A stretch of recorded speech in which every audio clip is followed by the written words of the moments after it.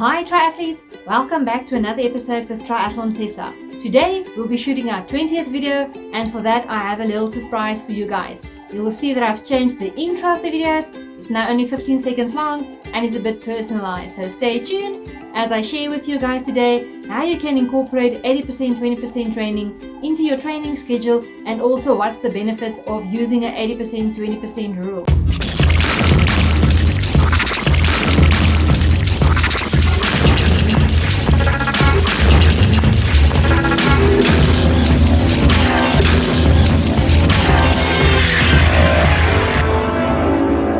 Okay, so let's start off. A lot of you have maybe heard about the 80% 20% rule. That is where you incorporate polarized training into your training sessions. That means that you either train at a very low intensity or you train at a very high intensity. And that's exactly what the 80% 20% rule stipulates. So 80% of the time you need to go very slow, and then 20% of the time you need to go very fast. So remember, I've said previously that we should refrain from training in zone 3, as there's no benefits if we train in zone 3. So we'll either focus on zone 1 and 2, which will be the 80% or the very slow, or we'll focus on the 20%, which would be zone 4 and 5, which would be very fast. Now a lot of you might ask, how do you incorporate that into your training? I would say when you start off with your base building phase, that you should start incorporating the 80-20% rule. First off, I'd suggest starting with 90% low intensity and 10% high intensity. And then as you work towards the end of your base building phase, I suggest moving up to 80% low intensity, 20% high intensity. So when you get to the next phase, when you do your endurance and speed sessions, that it's very easy for you guys to maintain that high speeds, but also still have that great base to work from. With the zone 1 and zone 2 training, we are building a very good aerobic base. And remember, we can't race in zone 4 and zone 5, so we need to work on that base so we can maintain a higher speed when we do Olympic, half Ironman or full Ironman distance. So at first people might be laughing at you if you are going very slow. Just bear with the training, because within 6 to 12 weeks you should see significant improvement in your time. So you'd still be training in zone 1 and zone 2, but you'll be able to maintain higher paces at that same heart rate. Whereas other people have reached their cap and they just continue on with the same pace. So they might see results fast, but in the long run they have reached their cap and can't go any faster. Whereas you will just keep on improving and improving, because you have built a great aerobic base and your aerobic base are growing bigger and bigger. So that means that you'll be able to maintain higher speeds at aerobic heart rate, and it's much easier for you to maintain that pace during an Olympic, half Ironman or full Ironman distance. A lot of people might say that they've already incorporated the 80-20% rule, but then when you look at their training sessions, you'll see that their average heart rate is in zone 1 and 2. But if you look at the training session in detail, you'll see that they went way over zone 1 and zone 2. They've even went into zone 3 and 4, and that's not the purpose of 80-20% training. You should stay within zone 1 and 2 no matter what, even if it means that you need to walk within a running session or go very slow during a biking session. Not focusing that much 80% 20% on swimming, as swimming is usually done at aerobic capacity.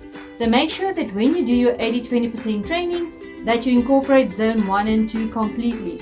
I'll upload an Excel document on the website so you guys can go and check what your zone 1, 2, 3, 4 and 5 heart rate would be when doing this 80-20% training. I've also started incorporating this 80-20% rule into my new training season. So from now on, I'll only be training at either zone 1 and 2 or zone 4 and 5. I'll share my progress with you guys in 6 to 7 weeks when I'm done with my base building season, so you guys would be able to see what the results would be when I incorporated this polarized training strategy. So stay tuned for the video in 6 to 7 weeks as I share my results with you guys. I'll quickly show you guys on an Excel sheet how it looks like if you incorporate the 80-20% rule into your training. So stay tuned as I show that to you guys. I've opened up an Excel sheet over here, and then you see I've divided into cycling and into running. I did not put swimming in here, as we're not going to use that for our swimming workout. So first off, you'll see that I have 4 cycling workouts, 2 interval sessions between 30 and 45 minutes, 1 recovery session that's usually 1 hour, and then an endurance or long ride on a weekend, which is between 2.5 and 5 hours. If you look at running, I just have 3 workouts for running, 1 interval or tempo session that's between 30 and 45 minutes, and then a brick session after my long run, and then an endurance run that's between 2 and 4 hours. Just take note that I usually do not run longer than 2.5 hours. So when I reach this 3 or 4 hours, I would take the amount above 2.5 hours and add that to my brick run on a Saturday, so that I would not run more than 2.5 hours at one time. Let's first look at the cycling leg. You'd see that I have 3 different scenarios. One where I had 2.5 hours long ride, one 3.5 hours, and one with a 5-hour long ride. Then I've added up all the hours that I would spend on training during the week, and then I've took the 80-20% rule and I incorporated it within my training hours. You'd see that the longer your long ride is, the more time you would be able to spend within that 20% range. So I took just the 1 hour, which was the least of all these 80-20%, and then I made some examples of workouts that you guys can do to incorporate the 20% zone 4 and zone 5.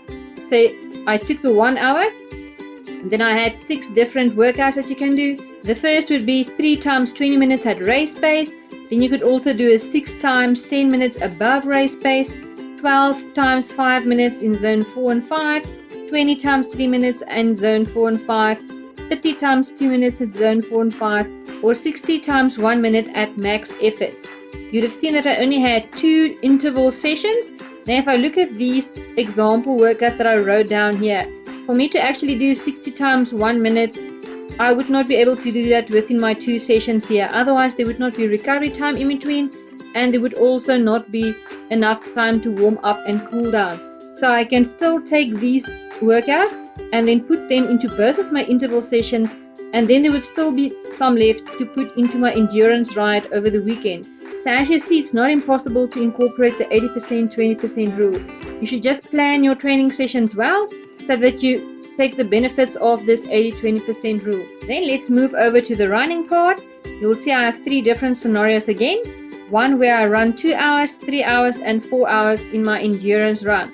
So then I added them up again, and then I implemented the 80-20% rule. Then you would have seen that I would perform 36 minutes of my total time at the 20% zone 4 and 5.